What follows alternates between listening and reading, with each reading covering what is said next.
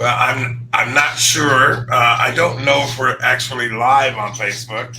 I didn't hear my intro music, but something I got to learn. This is Jeff, and I haven't done this kind of stuff for a while now. And I decided to get back into it, kind of motivate myself to get back involved in doing things that I love to do with people. And so tonight, we're going to talk about it. We're going to talk about a person that I met a few days ago. It's a very interesting conversation.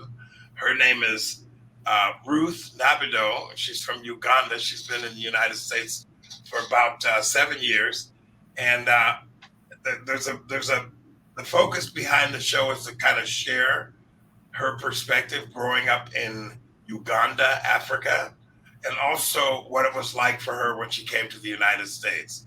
So, without further ado, I'm going to go ahead and bring in Ruth Nabiddo. Hi, Ruth. How are you?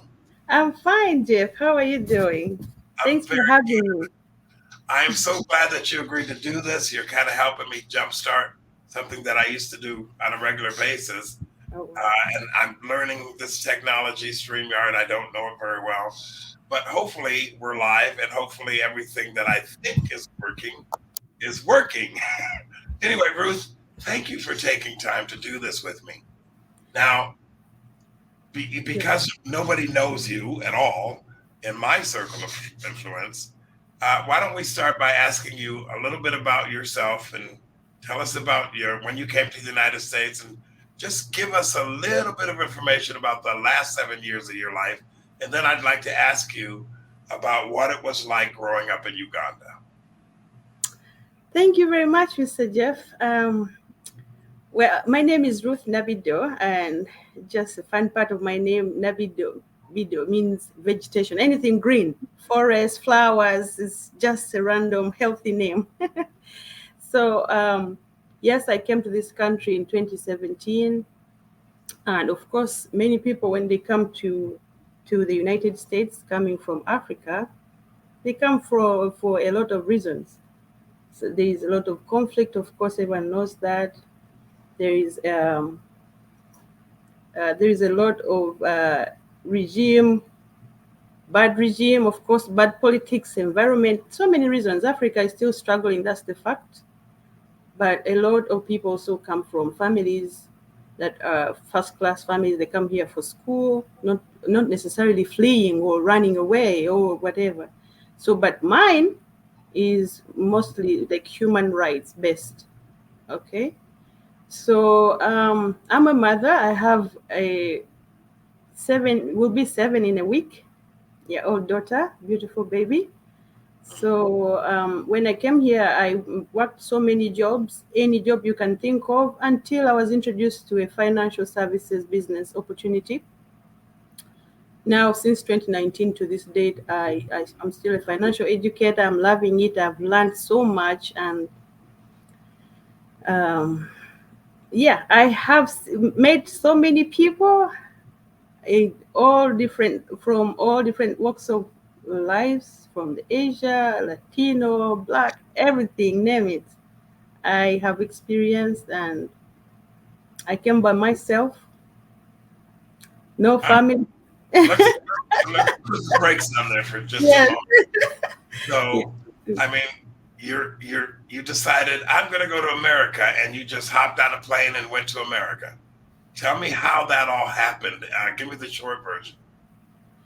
Yeah. So when I grew up, where I grew up from, I acquired a lot of survival skills. So it is not scary at all to go in a foreign land by yourself.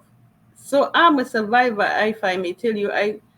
I grew up in a community, in a farm. Like here, when you mention on a farm, it's more like described. It has a name. It's like it has boundaries and protection, whatever it has.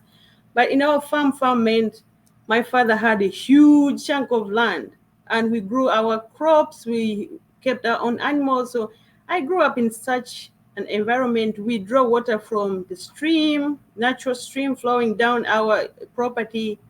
We had our own water source. So I acquired a lot of survival skills. And when I moved to the city, so moving to a new place is not something scary as you think. And coming to America, where you can call 911 in 20 minutes will come there and help you. So, oh, much easier. Well, So, before we went live, and I'm going to ask you to talk about your upbringing, but you said yes, some interesting things. You said our community was really our 911, and yes, you grew up with that kind of cultural understanding.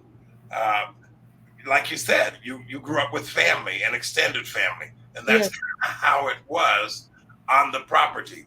Now the property's divided up to the sons, and then I mean, how does that all work in your world? What happened? Well, if a father, a man plays a huge role on what happens to his land when he's gone or while he's still living.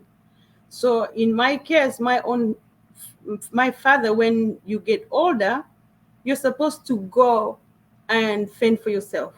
But other families, I saw them cutting a huge chunk of land for their sons. That's what fathers did. If a son wanted to remain, in order to remain in the same community. But in my father's case, he was so much interested in big brothers to go out in the city and make it happen and change and be different, not just repeat. So in only my father said, like, only when I'm gone, that's when you get a hold of my properties. Okay. So but still, many years ago, you find that it's my father, like, my, you would call him my uncle, my father's brother, lives just the next house is my father, is my uncle, my auntie, my grandma, my maternal. My mom was married from just the neighboring community. So you might find your uncles, your cousins, your nieces, we are all in the same community. Like, we know each other, relations.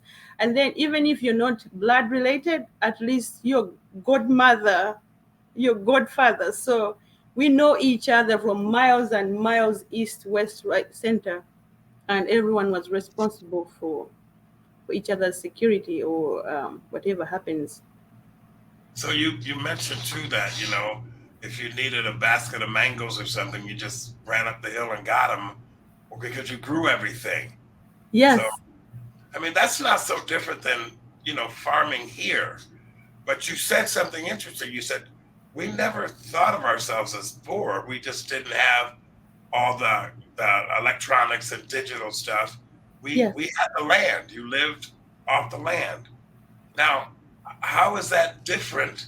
How different since you've been here in America? And I mean, you're not a teenager. You have a 7-year-old child, but Yeah. how different was America when you got here? What was it like? When I got here and then started comparing with where I grew up from, I started feeling like, oh, I was poor. I grew up poor. Look at all these built roads. Look at when it rains, the roads don't get muddy and you're stuck. You don't know where to go. You wait until it dries up. Oh, look, they have a refrigerator. You have the water in your house. You have your bathroom. You go in your house, you just go off your bed and go to bathroom.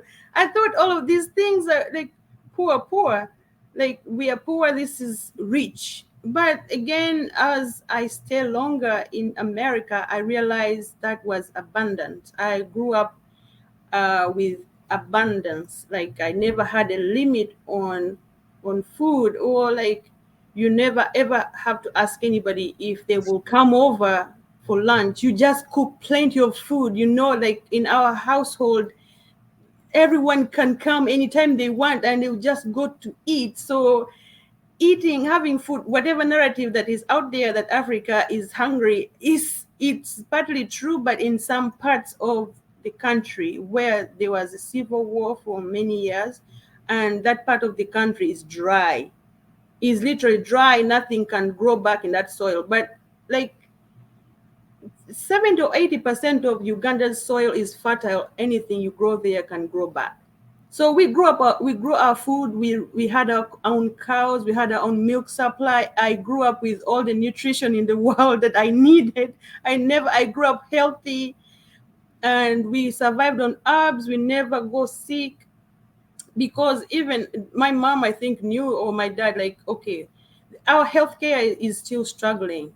The main hospital is away from us. So They kept us healthy with herbs and good food. I don't remember being sick, like seriously. We went to be immunized, we got those vaccines.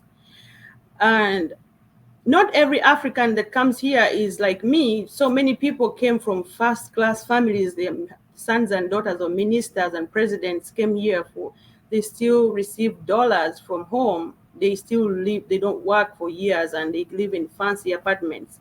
So not everyone that comes from Africa is poor or is the same story as mine. But I'm giving you my own story. Yes. My mom kept us on herbs. If you hear it's like I know how to treat myself with herbs. I can go into any woods and come back with a bunch of herbs and treat myself. I'm a big person. I really appreciate that because even the herbs, and I believe that if it grows out of the ground, it's probably good for you. Yes. I do appreciate that. But now, one of the things that I kind of wanted to talk about with you is I wrote a book called Uncoloring Race. Yes. And that book is 12 years old now, but I wrote that book because all my life I've never seen myself as a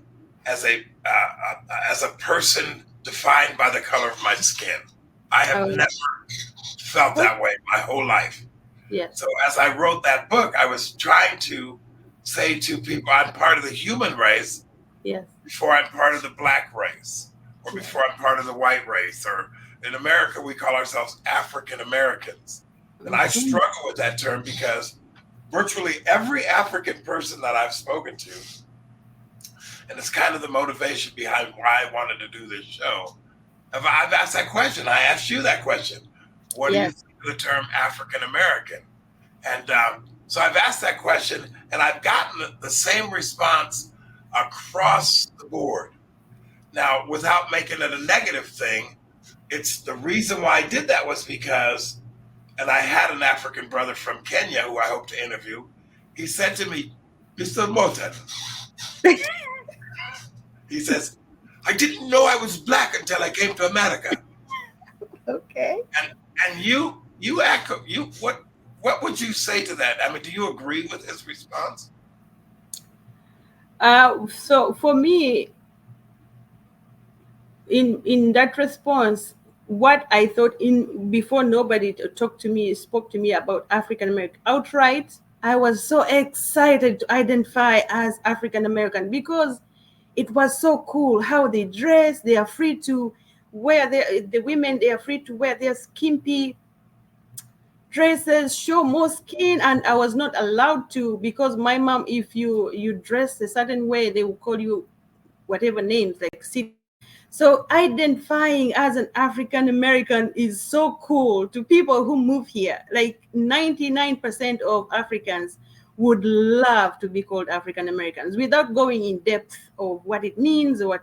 But to me, I thought the people who are called African Americans are many generations Americans who are maybe descended from like slavery. They don't have any more connection to Africa or families there. So until I was calling myself African American, I'm African American, and some lady was offended by it. No, you're African. They told me, you're African, you're not African American. I'm like, oh, this belongs to some people. It's something like dear. So you do not have any history. You do like I have to earn it to be called African American. So earn it like okay, African American. What does it mean? So I am African. I'm not African American. So that's how I started introducing myself as Africa. I moved from Africa. So African American. Those topics are so sensitive, and because when you discuss these things, people have their history. They are very sensitive to body language, to facial expression, to the choice of words you use to address. So it is so easy to offend. Are we talking about the American people? Yeah. Okay. So So it's not that way in where you grew up. You didn't have those kind of issues. No, I did not see that much of sensitivity to words, to facial expressions, to comments like it is here in America. I almost go mute, like I'm so afraid to speak because you never know who you will offend. And then back home, they would outright say, "Hey, my mom used to tell me talk about my nose, like, oh, the older you grow, your nose is becoming bigger and bigger, and then it's an offense. Or you're fat, or you." They would just say things to you, and you deal with them. So I've seen here people hating on their parents because of those comments. I'm not saying they are the best things to do. They are bad. They are traumatizing, or they make people feel a certain type of way. But I feel like I have a thicker skin to words, statements, comments, as opposed to the actual typical, like the actual African American You way. mentioned you mentioned to me when we were talking the day I met you, or I think it was the day, I can't remember. Everything gets kind of blurry. But you mentioned that the lack of respect that you see for the parents here in the United States of America. You Oh, yeah. you address that. Can you address that here now? I mean, how is it different in the way you grew up? Let me tell you the lack of respect here. For if I'll be specific, how the ladies disrespect their men, and then how it stems from how they grow up, like how they are raised as children, knowing, like, showing them like mommy's word is final. Like, in my opinion, my father's word was final. Okay, go change that dress, or you're not coming with me. Not non-negotiable. You're non-negotiable. You don't ask why.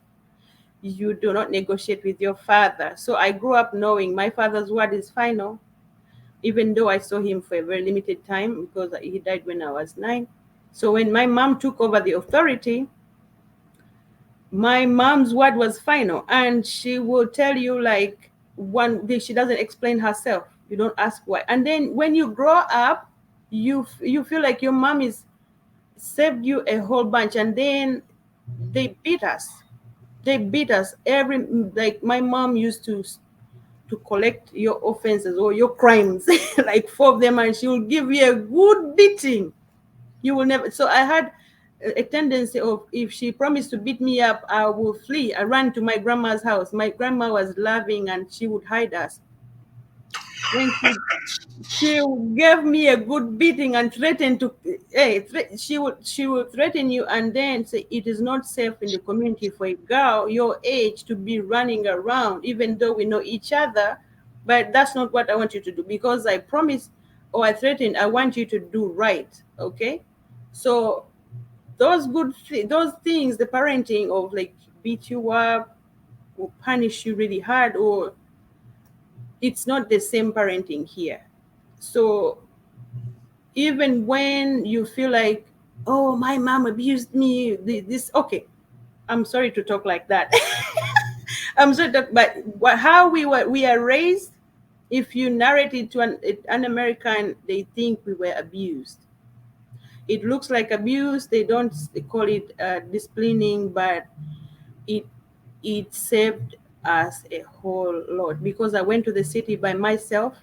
I survived because of how my mom raised me. You know, that's interesting. We just said goodbye to my mother. And I remember years ago when I was a child, I got into a fight with a couple of white kids. And I came home, I had a couple of bruises and whatnot, cuts. And I called them a bad name, and she smacked me. And then I said, "Why'd you hit me?" She said, I went on, I said, she said, "You don't use that word in front of me." And Oh, so I used another one, and she smacked me again. She said, because my mother raised 7 kids by herself. And, yeah, we got spanking. I mean, how do you raise 7 kids by yourself by with no, yourself. And the Well, way my mom preserved me, like if I ever wore anything that would expose my chest here or my legs or tight showing my hips, she would simply like break your ego. She would say like, where are you taking those things you call legs? You think you have beautiful legs? So so now you have breasts, now you're going to be exposing your chest everywhere. Like, and then she said, ugly people show too much because you have to show other parts of your body to get validations from people out there. So if you're so you beautiful, weren't raised that way. yeah. So she called people who expose too much, she calls them ugly. So That's then, and she called me beautiful because the more you cover up is the more beautiful you are. So most people out there, Africans, that's why we cover up more. So it's sign of class, it's a sign of sexy and beauty, like a princess. That's how we feel. It's not like, this one, they are so primitive, they're always covered up. It's the opposite in my head. To me, this is sexy. that's. I think it's quite beautiful because here, and I've had this conversation many times, uh, Mhm.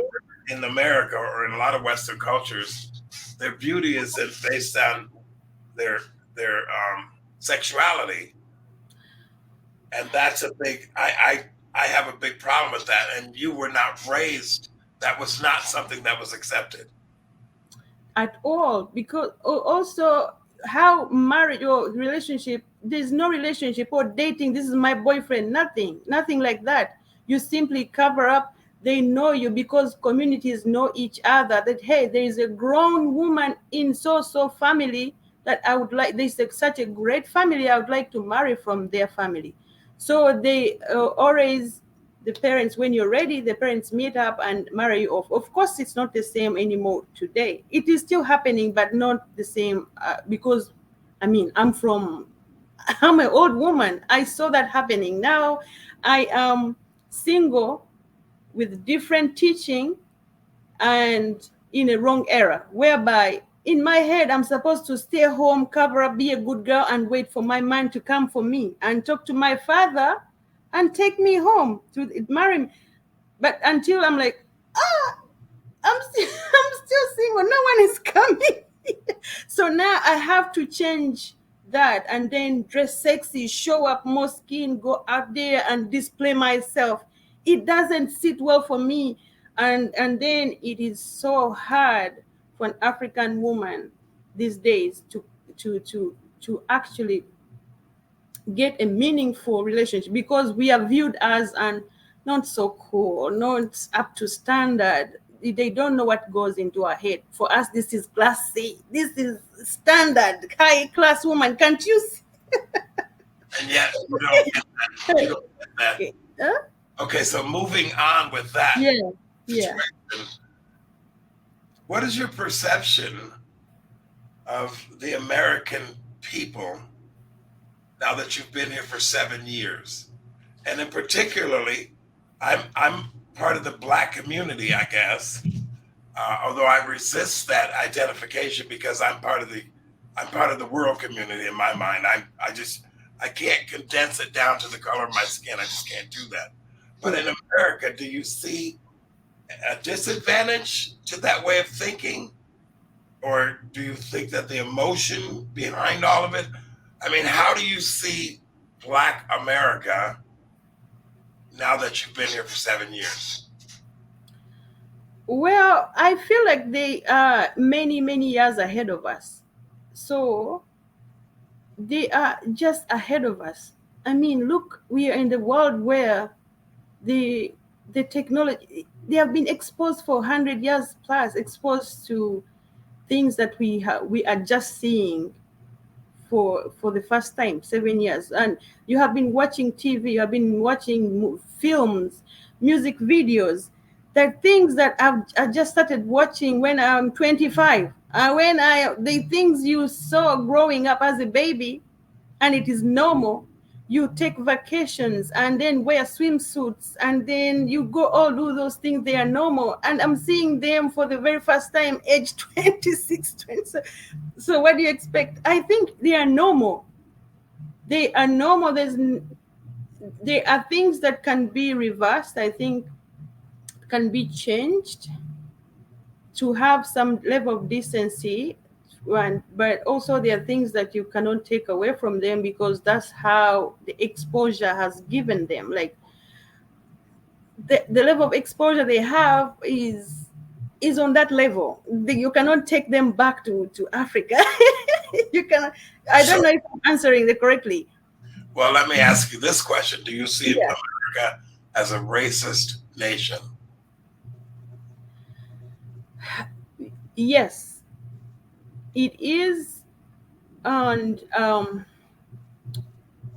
there is a lot of discrimination, of course. There is a lot of discrimination, but the discrimination stems from who is discriminating you at that particular time. So for the people who have treated me like I don't belong, they are actually non-white people. Non-white people, like in the areas whereby they would discriminate you just because they don't know how to talk to you. You didn't go to the same school. You did not experience. You don't play the same games.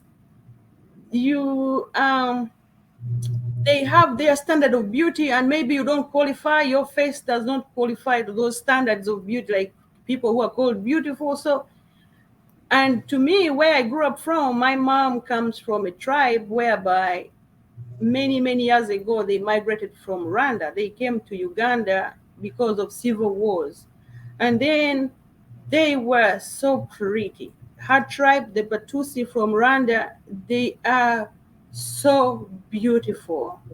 Whatever beauty is, based on the beauty standards today, the nose, the face shape, and whatever color, the shape of your body, skin.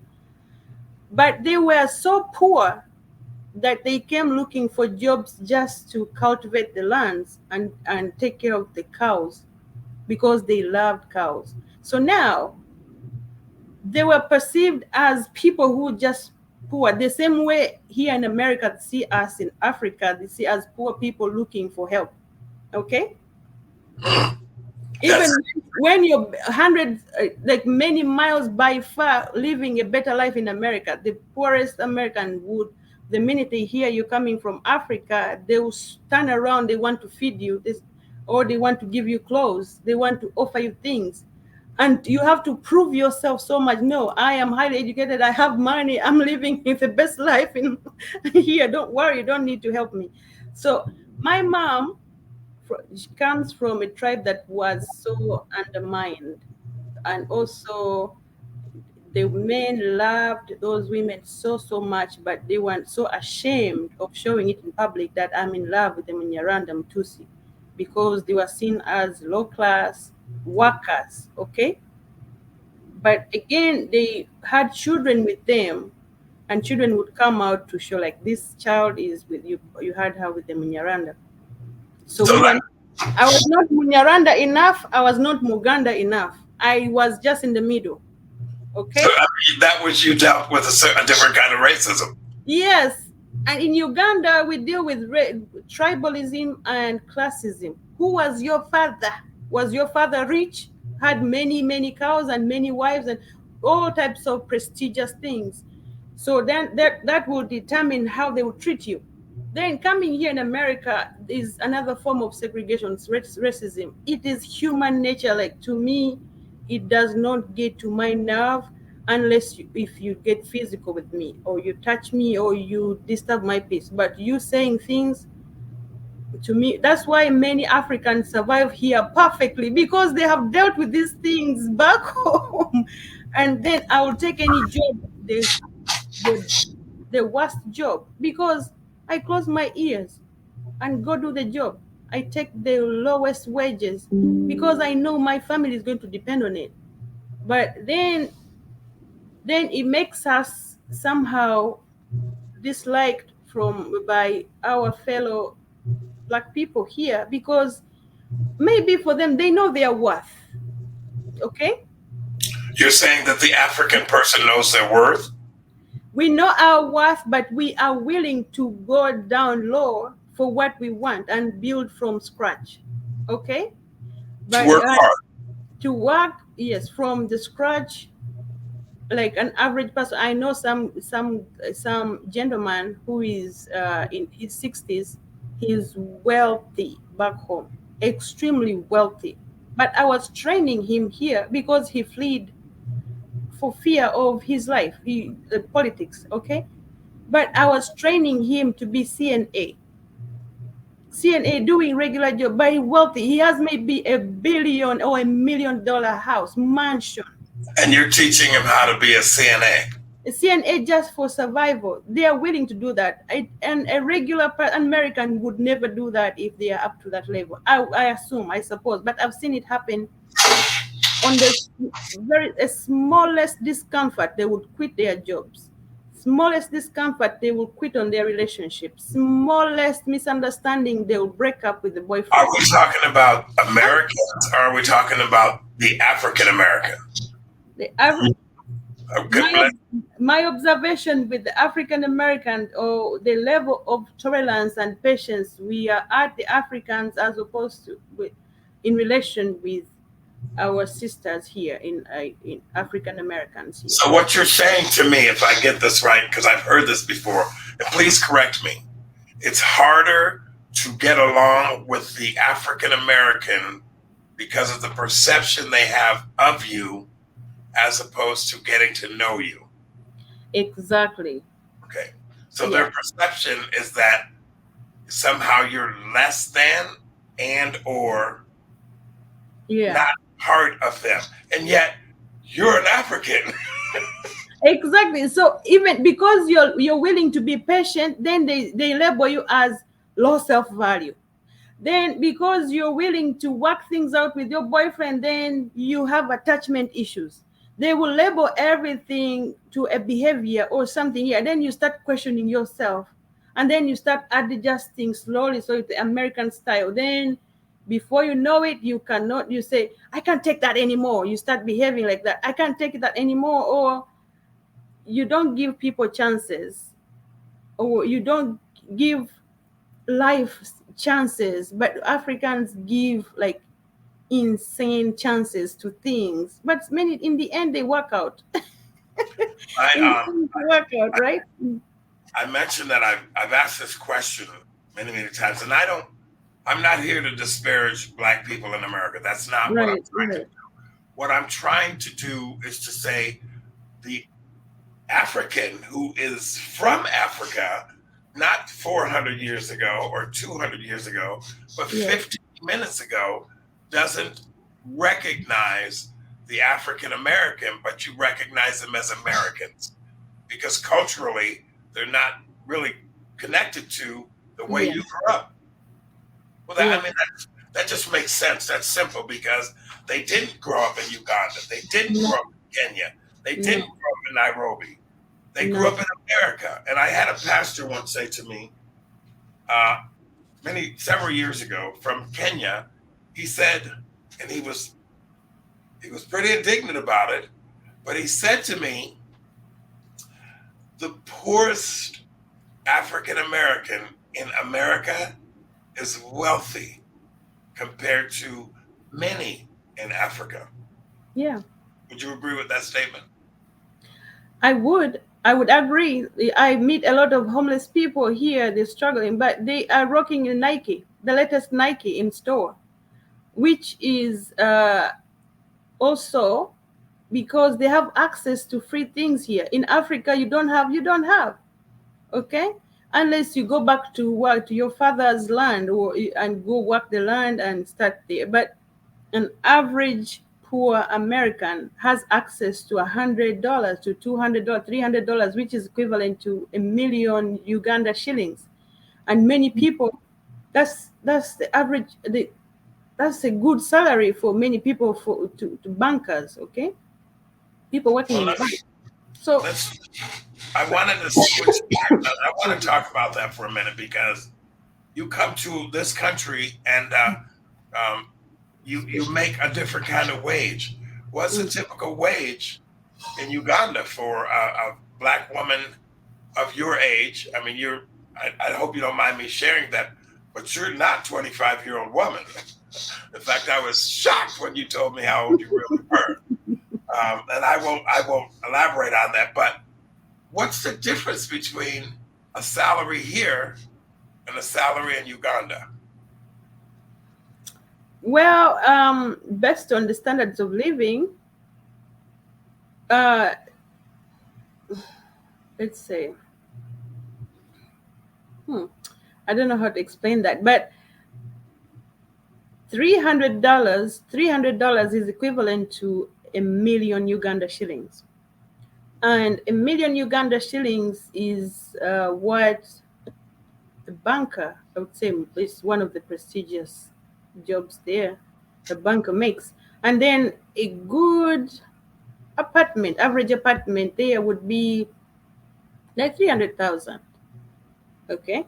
So I take care of my family and they are happy. They live a good life with just $500 a month. And I have a household of 11 people. I have a big house and children. So, and for just $500, they go play, they eat whatever they want. They go to games. Of course, Uganda is getting more civilized the same way activities up out here. Okay, and I take over 8 children to school with just $700 and the So, best schools. and then you have to pay for your life here. And I take care of my bills here and also take good care of myself. And also support a few people here and there who will slide in my text and say, "Hey sister, please, this and that. I'm failing here. Would you push me a little bit? Hey sister, hey cousin, hey niece." Of course so I would say maybe a financial analyst would give you a good answer in the correct language, but I would say that it depends on the standard of living here and there and how we get paid. um I mean, I can feed the whole family with $30. $30 can feed the whole family for a week, and they in the city. I Mm. want to I want to backtrack because you mentioned people here are real sensitive and very emotional Okay. and easily offended. I mean, Yes. is that across the board in Mhm. America? It doesn't matter what race. Do you see that as just kind of the way Americans behave? Yes, because they have been taught about they have the awareness, the awareness of their feelings from childhood. Oh, are you sad? Or did he offend you? So how they talk to the children, and from early age they have emotional awareness and the names attached to all the emotions. Oh, you're sad, you're depressed, you're anxious, you're this, you're that. So then, and then they are told that don't let nobody make you don't make nobody make you unhappy, don't let nobody, stand up for yourself. So, but we need to strike a balance of when not everything or any discomfort you should dismiss people or cut them off. The minute I feel like the energy or whatever it is, I cut you off. Then you end up cutting off people who would be very important or would grow with you and get to know each other and then make very strong friendships. I still have friendships of 20 years. We went to school together. Don't we offend each other? Or we lie to each other? We go against each other's will, but we are still together because we are humans. So, and then I feel, yes, they are. That's true. That Well, is true. when I met you, Mm, I could see that you were intelligent. You were, and I don't even want to say that. thank you. I just saw someone who was not afraid. Like you mentioned yourself, because of your upbringing, you had no problem coming here. You know, when I moved from New York to the Pacific Northwest, I was 17 years old. Oh I wow, had no fear of nice. coming here. Then when I got here, I thought, oh my God, these people are so different than Mm, where I grew up. And I find that in different places in the United States of America. And I don't have very much experience in the South, but I yeah. find that culturally, there's differences across the nation with how people respond. But the one thing that I have realized in the last 25 years is people have become more emotional and closed off. Yes. People don't speak to each other. They live in the same building or they say in the same neighborhood for 10 years. They don't know each other. They don't Yeah. speak to each other. And it wasn't that way when I grew up, and I grew up in upstate New York, but Mm. we knew everybody, and we knew everybody in the neighborhood. And I was in a mixed neighborhood. It eventually became all black, but we all knew everybody. And that's something I don't see anywhere in the United States anymore. You know why? You know why? Because they have that sense of safety. Like they don't need you in case they have any problem. They have their insurance in place. They have their smartphone. They will call 911 in case they need any type of rescue mission. They don't need you. But if you have to depend on your neighbor for help in case anything happens to you, then you have no choice but to reconcile with your neighbor or get to know them. Okay, And but that's here I feel the sense of knowing my neighbors. I usually think about going and knocking and introduce myself, and I'm like, this level of stranger danger in America, what if they shoot me in the face? So they feel they don't need you here. That's where civilization can take us, or modern day time. You have everything to your disposal. Like if you need anything, you can really live by yourself. The only thing you will miss out on maybe social life. Even that's when you go out to dance in restaurants, people will not give you their eyes because they don't want to start a relationship or a conversation or say hi. But because for some reason the America is teaching you to live by yourself, mm. and they make sure you can live by yourself and be safe, and of course, yeah, you don't need but, anybody's security. but Okay. those experiences for you in the last 7 years have been in the cities because you haven't really lived in the countries or the farmland in the United Mm. States of America. So your observation is based on the city life. Would that be a Here, true statement? here in America, Yes. I've lived in the countryside of America. I've worked there before. I've gone to upstate New York for 4 months. I Where? even in Albany. Oh, okay, Albany. I'm from New York, so I know. So you So okay? But do you? even the rural America is not up to what I'm saying. Where I grew up from, it's accessible. Fire truck can reach there, and 911 can go there. Sheriff will access there. They have running water. They have the grocery. They have the plazas close to them. They can access whatever they want. They have schools there. They don't have to rely to the neighbor. Say, hey, if I'm not a good neighbor, we will not share a ride to take my children to school, or I will not be asking favors. Will you come back with my daughter, please? Because maybe your neighbor has a car and you don't. So Well, you have no choice but to be a good person to a good people to each other. Like you to reconcile whatever differences you have. You have no choice but to reconcile and work together as community because you depend on each other. Here, you nobody depends on each other on anybody. so that's very true, and Yeah. I mean, I think it's very sad. Actually, I actually think it was because I grew up. My mother's family, they're all gone now, but Uh, I grew up with them always around. Her brothers and sisters, they were always there. We knew them all, and if you needed anything, I think in a lot of communities that might still be true. We hmm. just don't see it as much as I did growing up, where the family. I knew she had 14. There were 14 kids in her family.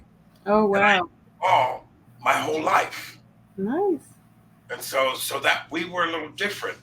Hmm. And the same was true in my father's family. So I don't know. I can't speak to the whole of America, but I know that growing up in our black community, it was close knit. Yes. But we also had a lot of fathers in our we had fathers. A Yes. lot of the communities don't have fathers in the Yes. United States of America, which is a great big problem. You Yeah. mentioned in the last 15 minutes of our time together, you mentioned that your passion is to train children or teach children, or maybe you could correct me on that. What did you tell me about that? You wanted to do what with children, or you wanted to tell stories? Oh, yes. Telling stories is just tell stories about Africa, and maybe it helps to remove this fear of just to even take a trip to Africa. People feel like, oh, think that the minute you enter Africa, bacteria are going to come and then you get sick, or the lions are going to come and attack you, or they will cut off your head, or they will kidnap you on a ransom, something like that. So, and then we get asked a lot. At least every 6 out of 10 Africans, they ask, when did you come to America? 6, 5, say 7 years ago. Oh wow, how did you learn English? So so okay, all those questions. So when they take interest in learning about Africa, or somebody tells them these stories, maybe they will feel like they will fall in love with Africa, and the more you feel this sense of belonging, like it's not a shame to be coming from Africa, or to associate yourself with Africa. It's not just about disease, poverty, and bad politics or civil war. No, Africa has so much to offer. Like that is just See, it, that's kind of my problem. yeah, When I hear the word African American here in the United States, I've never been to Africa, but I've spoken to so many African people, white and black. Um, and and the the concept of being an African American and not know anything about Africa, to me, is there's something missing there. It's yes, like if you call yourself an African American, or somehow the color of your skin makes you separate, whether it be from years of racism and right, abuse, all those different things, I can appreciate those things. I've lived through some of that stuff. I understand that stuff. However, the country's not trading slaves, and there's not, none of those things are going on in America in the way that it's perceived 200 years ago.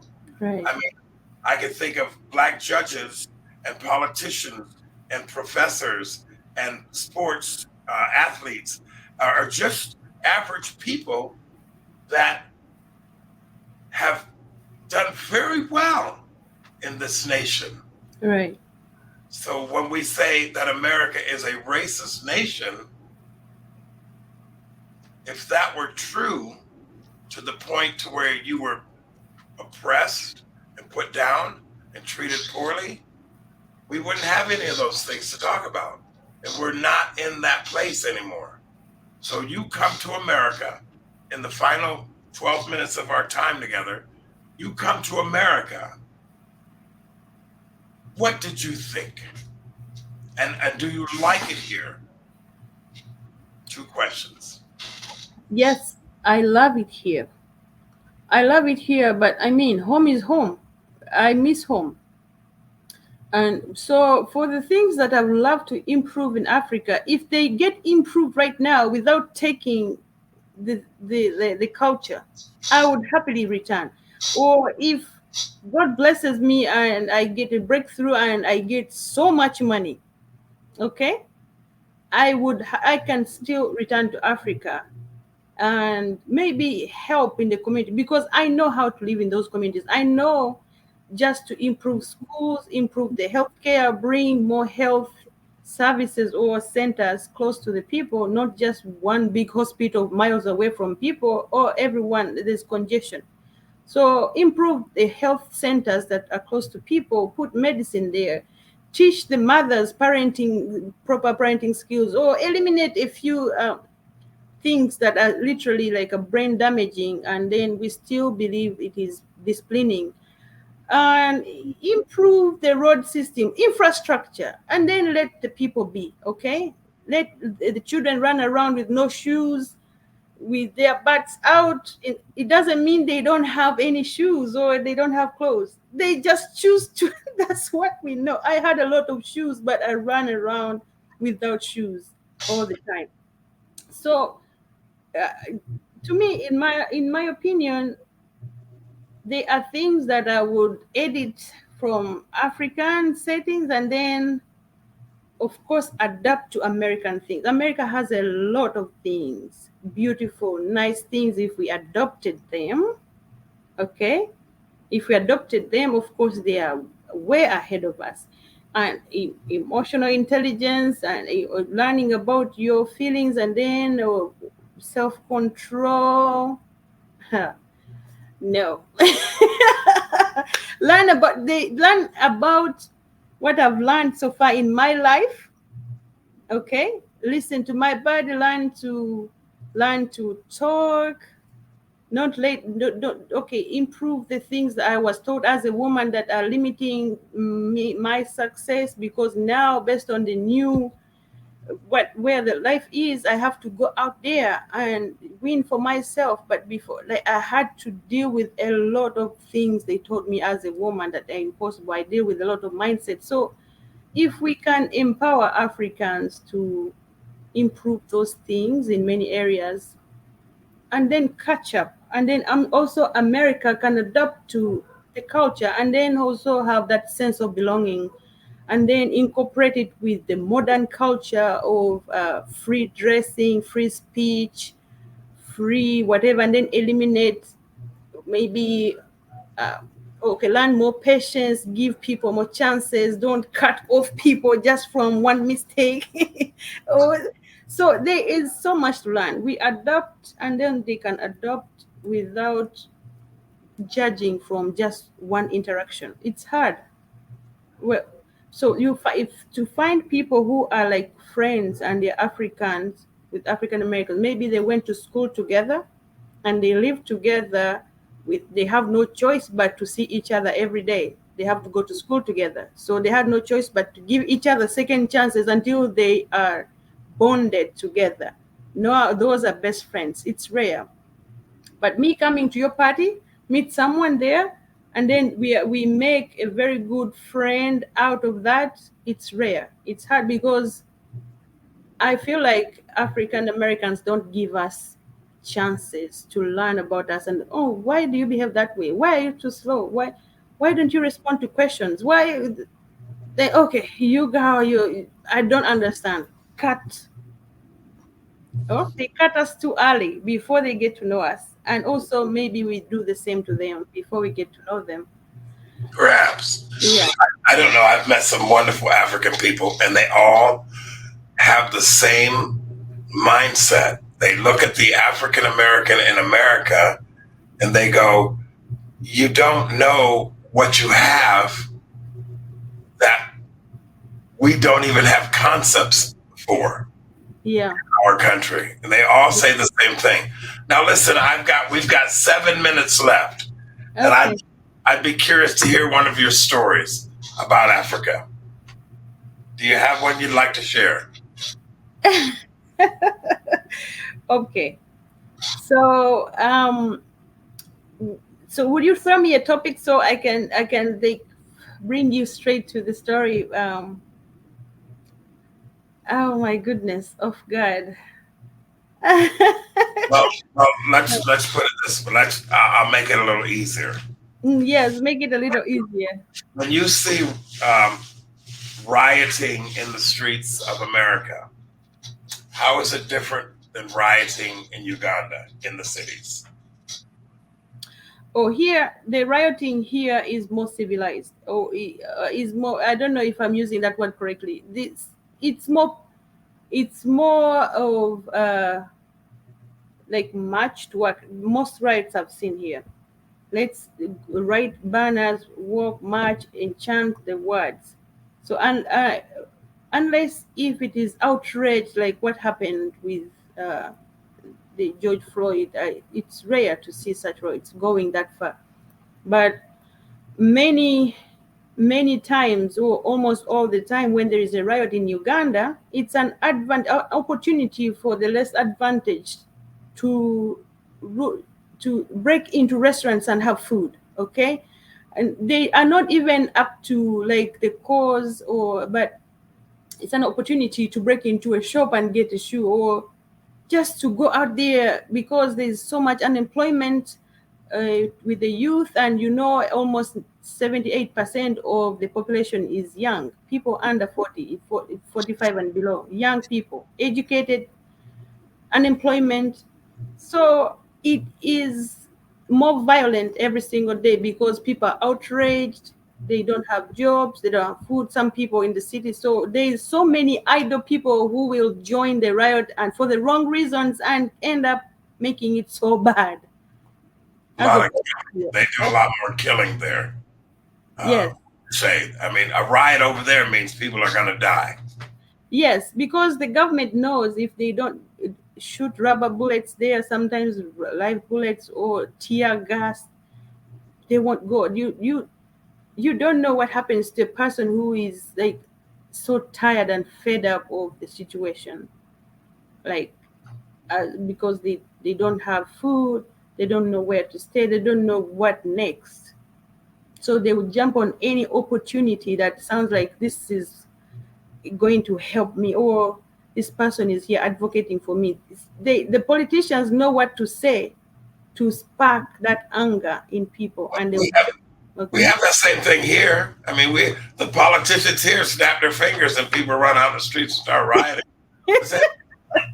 The problem is we burn down our community for Mm, things that it's kind of the same thing what you're saying. That we don't have headless people and people with no arms and all kinds of murder and stuff like that in the streets, but it's the same kind of thing. It's almost like a programming, in my opinion. They yes. program the people to go riot. It's the same thing. It's just a lot more bloodier in Uganda. Yes, The it's a lot history. more bloody in Uganda. But so, yeah, Uganda and America, the only difference is America is advanced for many, many years, and Africa is still struggling so much, struggling with just as little as like no employment or health care, mothers still giving birth. So those things are still there, but it's not like we are not even aware of what's going on as people think here. When you come here, they look at you like maybe you're blank, you don't even know how to take care of your skin or brush your teeth, or where did you learn to wear high heels from? I just didn't have them. But when they see you paint your nails, oh, so they look at you like you're not supposed to be knowing nothing. You're learning it from America. No, that's not the case.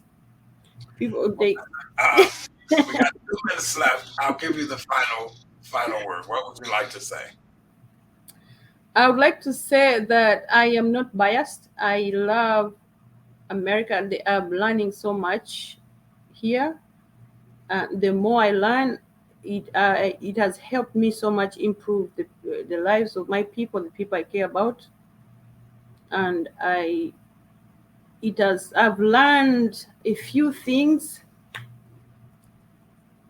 I've come to terms like, okay, self value, self love, all those things. Of course, where I grew up from, it takes away so much like that, and then sometimes we mix it with culture.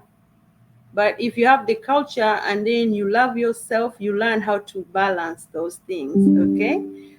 And I love America for the opportunity to come here and employ me. Like no one has ever, like I asked 3 jobs and they give them all of them to me. I get all of the 3 jobs, and then yeah, if I have a chance to bring all my family here, I would happily bring them here, make them American citizens, and then we make so much money and go back, build the communities, and go back and live in the communities and continue to live how the best way how we know how. But we are not here to change you people. We know you. You have been advanced for so long. Whatever behaviors we just struggling to learn to live with each other. We struggle, of course, change. We So, struggle. so for But you, it would be to take advantage of what America has to offer, and it has benefited you. so much, and it continues to benefit me as long as you're willing to go out there and work and search for opportunities. The doors keep opening themselves like crazy, and the more than what you can even take. I'm going back to school. The financial literacy program is helping me, like, the more if I educate, there's no way I can go out there, educate 10 people, and at least four people will buy from me the products, and I make a significant amount of money, and I live a good life. I have a good car, I live in a good house. Well, The- Ruth, I want to thank you for taking the time to do this. I might ask you to do this again. I hope, would you, as I start doing this more and more, I'm kind of naming this little thing that I'm doing now. Simply, let's talk about you. And you've done that tonight, and I really appreciate it. I appreciate you being willing to come on and share. And maybe we can do this again. Now, this whole thing is going to be recorded, so it'll be posted on my website, and I'll make sure that you get all this information. And I know we were live on Facebook because I got a few comments here. Thanks, Brady. I appreciate it. And maybe we can do this again sometime, okay? yes, I'll be excited to do it again. Thank you so much. You're on Facebook. You don't have a website though, right? No, I don't have a website. You do a lot of TikTok stuff. I don't do TikTok. It's okay. So people can find you. Spell your last name. Nabiddo. Nabiddo. Yes. Okay. My name is Ruth Thank Nabiddo. you so much. I really appreciate it. And Thank hope you. you have a very good evening, okay? Yes. And I have to go back to that place where I met you at tomorrow. Oh, you're going there, Miss Esther. Okay. I hope my wife says, "Nice meeting you, Ruth." Thank you. Nice meeting you too, ma'am. Thank you I so have to much. go back there tomorrow because they have problems in all of those apartments. Oh, I hope you help them. I hope you fix all of them and they are happy. I don't want to go back there. Thank you again. I enjoyed our time together. Bye-bye. Enjoy. Bye-bye. Bye-bye. How do I get off here?